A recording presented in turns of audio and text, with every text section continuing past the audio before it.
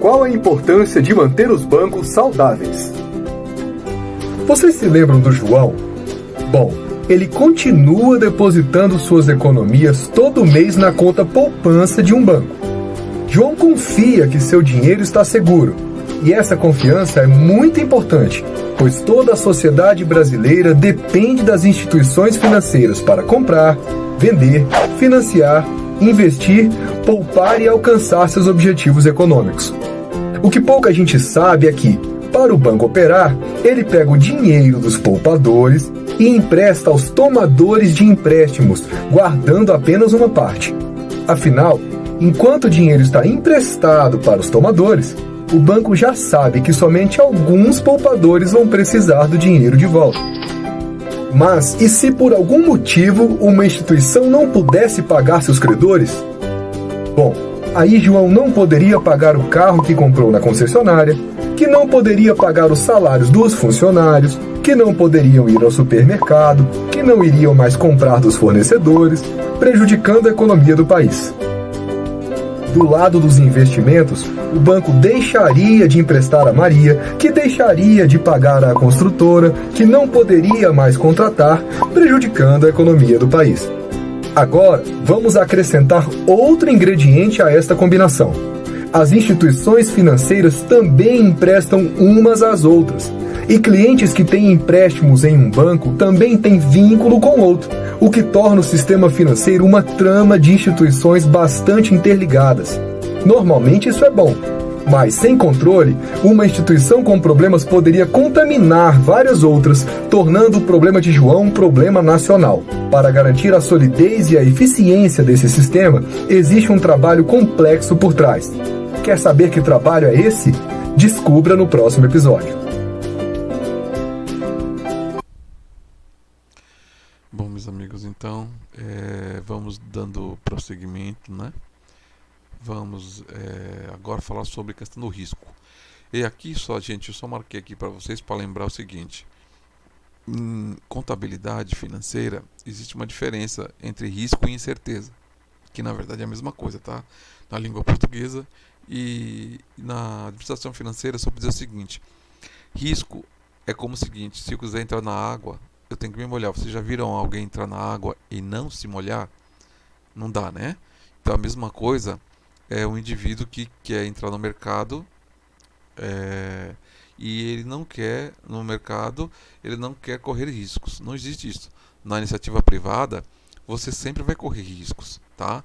Agora pode ser riscos baseados em conhecimentos, em dados, né? E aí você chama isso aí de riscos.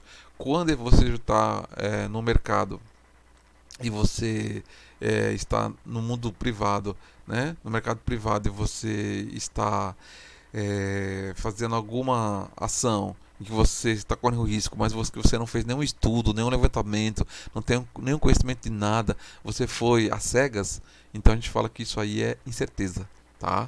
Então é isso que acontece. Então, aqui fala assim, ó, a possibilidade da extinção do risco é impossível, né? Não tem como. Então cabe ao administrador financeiro aprender como administrá-lo. Então o papel do administrador financeiro é esse: ele controlar o risco para que seja um risco calculado, porque como ele já estudou, ele sabe aonde ele está colocando os pés e até onde ele pode ir e onde ele não pode. E isso é risco calculado. Mesmo assim pode dar problema, mas ele sabe o que ele está fazendo, né? Se der errado, ele sabe porque deu errado. Agora quando você está fazendo uma coisa a esmo, incerta, uma incerteza, você está jogando como jogando dados, você não sabe o que vai acontecer. Aí o fracasso é certo, tá?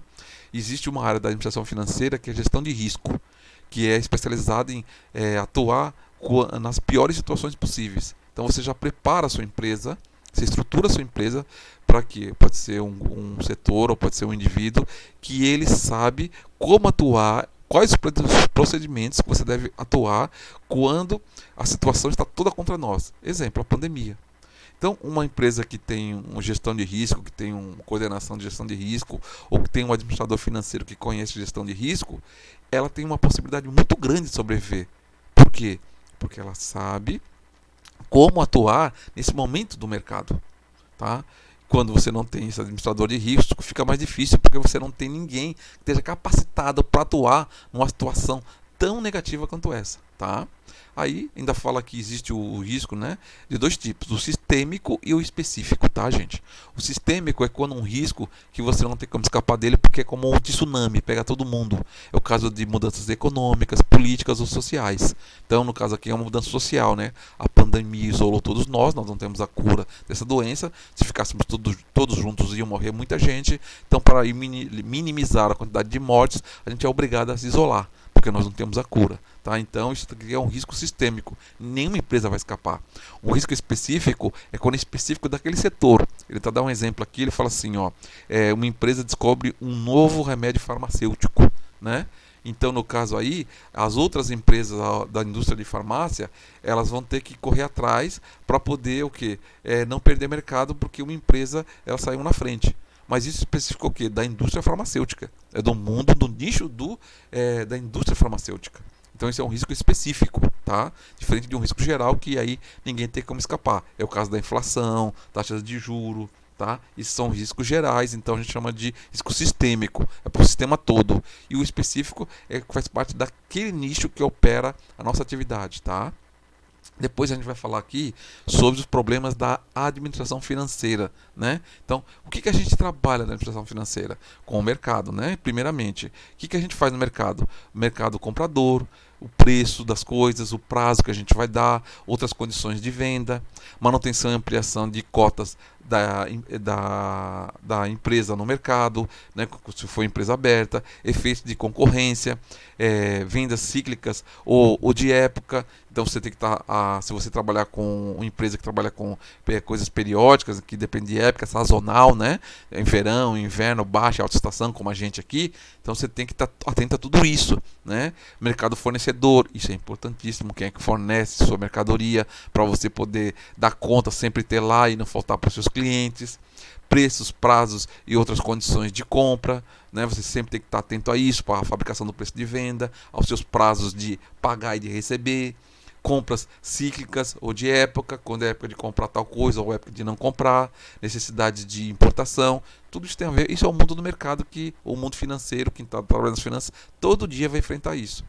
Também tem a ver com a questão da aplicação do capital, né? A renovação de máquinas, manutenção de estoques, consenso de créditos a clientes, aumentar o prazo, diminuir prazos, adiantamento a fornecedores, né? Então tudo isso faz parte de decisões que quem toma é o administrador financeiro. Em relação ao capital alheio, né? Limites de compra a prazo, para não se endividar demais, ou todo o seu lucro você vai entregar a terceiros, né? Limites para operações bancárias, custo do capital alheio, né? Quanto que está custando esse dinheiro que você emprestou do banco ou de terceiros, né? Está dando mais lucro do que você está fazendo na sua empresa? Então tudo isso quem toma conta disso? A administração financeira, financiamentos especiais, né? Capital próprio, capitalização do lucro, como é que o que eu estou fazendo com esse dinheiro aqui, tá? Com esse lucro que eu estou tendo na empresa, como eu estou distribuindo esses lucros, a asignação dessas reservas e as provisões para que eu possa ter mais lucros no futuro, a entrada de capital novo, como é que está surgindo, através de quê, ou não está entrando. Tudo isso é problema da administração financeira. E por último, a expansão, né? Em pequena escala ou grande escala, que pode ser aumento de estoque, aumento da própria loja ou até uma nova filial, tá? Causas mais comuns da falta de dinheiro, numerário, tá, gente? De dinheiro. É a expansão descontrolada de vendas, né? Você vende a prazo, mas você não está pegando o dinheiro de volta, né? Ou tem muito calote, ou você deu prazo muito longo, né? Ampliação dos prazos de venda, foi aquilo que eu falei agora. Diferenças acentuadas na velocidade dos ciclos de pagamento e recebimento, ou seja, você demora muito para receber e rapidamente você tem que pagar. Então isso aí é um problema, né? Ciclo de pagamentos e recebimentos, né? Então tudo são causas comuns da falta de dinheiro, tá? Influência do capital, insuficiência, né? Do capital próprio, você está sem recursos e vai ser obrigado a pedir para terceiros.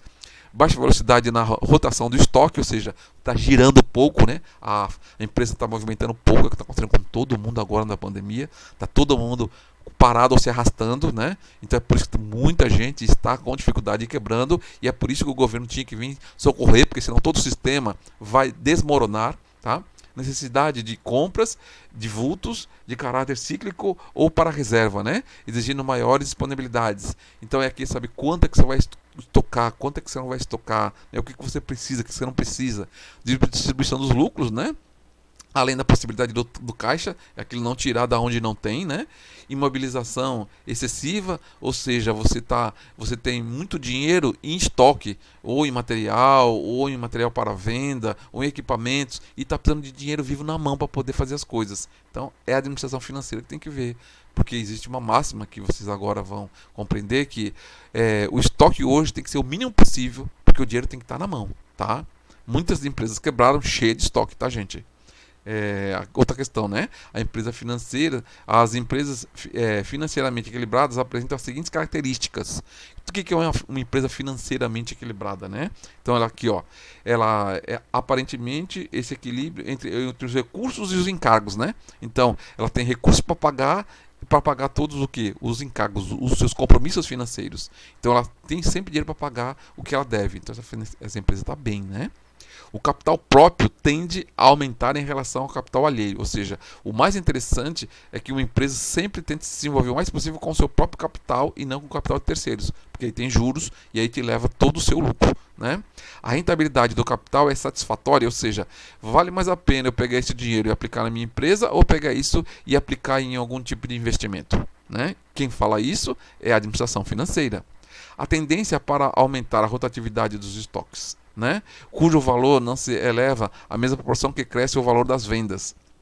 Então é aquilo, cuidar o estoque para que ele se eleve junto com o valor das vendas. Porque se de repente você comprando mais caro e vendendo pouco, obviamente que você não vai ter condição. Então você tem que manter esse equilíbrio, né?